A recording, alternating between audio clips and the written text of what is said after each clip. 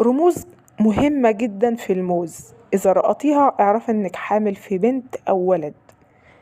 إذا رأيتي موزة مبروك انت حامل في ولد بإذن الله.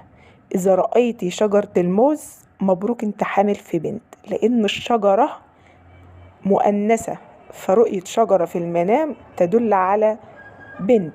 ولكن إذا رأيتي بتقطفي الموز من الشجر، إذا قطفتي موزة واحدة هتجيبي ولد، وإذا قطفتي 2 هتجيبي ولد. إذا قطفتي 3 موزات هتجيبي بنت، 5 موزات هتجيبي بنت، 7 موزات هتجيبي بنت، 9 موزات هتجيبي بنت. ولكن رقم مذكر في الموز بيدل على الولد.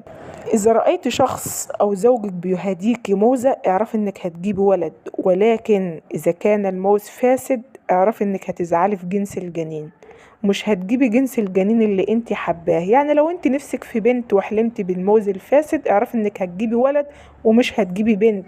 إذا رأيتي بإنك بتهادي شخص آخر موزة اعرف إنك مش هتجيبي ولد لأنك فرطت في الموزة.